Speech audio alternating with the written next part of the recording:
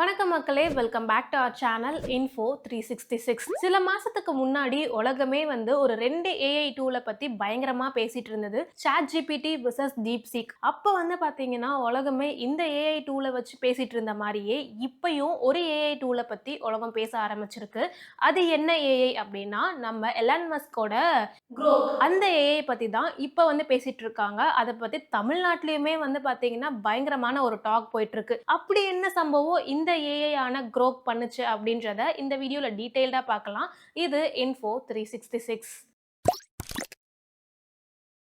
Elon Musk பார்த்தீங்கன்னா அமெரிக்காவோட open AI கம்பெனியில் ஒரு கோஃபவுண்டராக 2015ல் இருந்தார். அதுக்கப்புறம் 2018ல் இந்த கம்பெனிலேருந்து லெஃப்ட் ஆகி ஏப்ரல் 2023ல் ஒரு இன்டர்வியூவில் நானும் ஒரு ஏஐயை டெவலப் பண்ணிட்டு இருக்கேன், அதோட பேர் பார்த்தீங்கன்னா ட்ரூத் பாட் அப்படின்னு சொல்லியிருந்தாரு. இந்த ட்ரூத் பாட் பார்த்தீங்கன்னா மேக்ஸிமம் ட்ரூத் சீக்கிங் ஏஐ பாட்டாக இருக்கும் அப்படின்றதையும் அந்த இன்டர்வியூவில் அவர் ஷேர் பண்ணியிருந்தப்ப அப்போ பார்த்தீங்கன்னா இந்த ஒரு விஷயம் பயங்கர ட்ரெண்டிங்காக இருந்துச்சு. அதே மாதிரி இந்த ட்ரூத் பாட்டோட பேரை பாத்தீங்கன்னா Grok அப்படின்னு மாத்திருந்தாங்க. இந்த ட்ரூத் பாட் ஏஐக்கு ஏன் Grokன்னு பேரை மாத்தினாங்கன்னு சொல்லியிருந்தாங்கன்னா 1961ல ஒரு சயின்ஸ் ஃபிக்ஷன் நாவலா ராபர்ட் ஹே ஹைலைன் அவர் எழுதியிருந்த strangers in the strange land அப்படின்ற ஒரு நாவல்ல தான் இந்த Grok அப்படின்ற வேர்டு வருமா. சோ அதனால தான் எலன் மஸ்க் இந்த ட்ரூத் பாட் அப்படின்ற பேரை மாத்தி Grokன்னு வச்சிருக்காரு. இந்த Grok ஏஐக்கு பாத்தீங்கன்னா நிறைய வெர்ஷன்ஸ் இருக்கு. ஃபர்ஸ்ட் நவம்பர் 2023ல இந்த Grok 1 அப்படின்ற ஒரு வெர்ஷனை ரிலீஸ் பண்ணியிருந்தாங்க. அதுக்கப்புறம் ரீசனிங் கேப்பபிலிட்டிஸை டெவலப் பண்ணி Grok 1.5 அப்படின்னு மே 2025 அதோட அடுத்த வெர்ஷனை ரிலீஸ் பண்ணியிருந்தாங்க. அதுக்கப்புறம் Grok 1.5V அப்படின்ற ஒரு வெர்ஷனை இப்போ வரைக்குமே ரிலீஸ் பண்ணாம தான் வச்சிருக்காங்க. அதுக்கப்புறம் தான் பாத்தீங்கன்னா ஆகஸ்ட் 2024 Grok 2 மினி அப்படின்ற வெர்ஷனை ரிலீஸ் பண்ணியிருந்தாங்க. இப்போ பிப்ரவரி 2025 Grok 3 மினி அப்படின்ற ஒரு வெர்ஷன்ஸை ரிலீஸ் பண்ணியிருந்தாங்க. இப்போ எல்லாருமே இந்த ஃபைனல் வெர்ஷனை பத்தி தான் பேசிக்கிட்டு இருக்காங்க. இந்த Grok பாத்தீங்கன்னா இந்தியா மட்டும் இல்லாம Australia, Canada, Saudi Arabia, Philippines, Italy அப்படின்னு இந்த கண்ட்ரீஸ்லாம் ஆக்சஸ்ல இருக்கு. சரி, ஓகே, இப்போ எதுக்கு இந்த Grok பத்தி எல்லாருமே பேசிட்டு இருக்காங்க?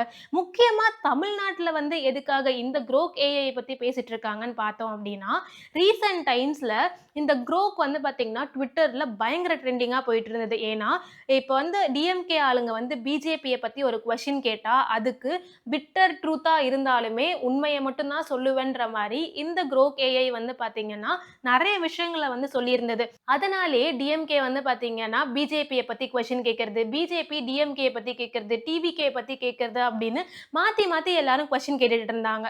அதுல ஒரு கொஸ்டின் என்ன கேட்டிருந்தாங்கன்னா, இங்க தமிழ்நாடு பாலிடிக்ஸ்ல யார் நிறைய பொய் சொல்லி பாலிடிக்ஸ் பண்ணிக்கிட்டு இருக்கா அப்படின்ற கொஸ்டினுக்கு அண்ணாமலையும் சீமானும் பயங்கரமா பொய் பேசுற ஒரு பொலிட்டீஷியன்ஸ் அப்படின்ற மாதிரியும் அதுக்கான வேலிட் அதுல பாத்தீங்கன்னா ஒரு லிஸ்ட் ஆஃப் ரீசன்ஸை Grok கொடுத்திருந்தது. இது மட்டும் இல்லாம நம்ம பிஎம் மோடியை பத்தியும் இந்த Grok ஏஐ கிட்ட கேட்டிருக்காங்க.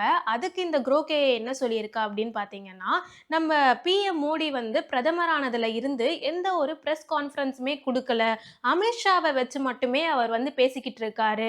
இன்ஃபேக்ட் இந்த மாதிரி அதை சொன்ன உடனே இன்டர்வியூஸ்லாம் கொடுத்தாரேப்பா அப்படின்னு ஒருத்தவங்க கொஸ்டின் கேட்டதுக்கு அதை அந்த Grok ஏஐ என்ன சொல்லியிருக்குன்னா, அந்த இன்டர்வியூஸ் எல்லாமே ஸ்கிரிப்டட் இன்டர்வியூஸ் மாதிரி தான் இருக்கு, அவர் ஒரு பக்கா பிஆர் மிஷின் மாதிரி தான் இருந்திருக்காரு, அவர் பாத்தீங்கன்னா சோஷியல் மீடியாவை அவரோட கண்ட்ரோல்ல வச்சுக்கிட்டு ஒரு பக்காவான இமேஜை மெயின்டைன் பண்ணிக்கிட்டு இருக்காரு நம்ம பிஎம் மோடி அப்படின்னு இந்த Grok ஏஐ சொல்லியிருக்கு. அது இப்போ பயங்கர கான்ட்ரவர்சியா மாறி இருக்கு.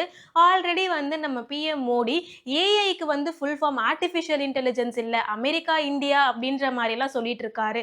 ஸோ இதுக்கு நடுவில் தான் பாத்தீங்கன்னா எலன் மஸ்கோட ட்விட்டர் கர்நாடகா கோர்ட்ல ஒரு கேஸை ஸ்டார்ட் பண்ணியிருக்காங்க. அது என்னன்னா, இந்த மாதிரி சோஷியல் மீடியா பேஜஸ்ல ஏதாவது ஒரு பொலிட்டிக்கல் பார்ட்டி, முக்கியமா ரூலிங் பார்ட்டியை பத்தி கான்ட்ரவர்சியாவோ நெகட்டிவாவோ யாரோ கமெண்ட் பண்றாங்க, ஏதாவது போஸ்ட் பண்றாங்க அப்படின்னா இமீடியட்டா அதை ரிமூவ் பண்ணணும், அவங்க அக்கௌண்ட்டை ட்விட்டர் ரிப்போர்ட் பண்ணணும், பிளாக் பண்ணணும் அப்படின்ற மாதிரிலாம் எங்களுக்கு பல வேலைகள் வந்துகிட்டே இருக்கு.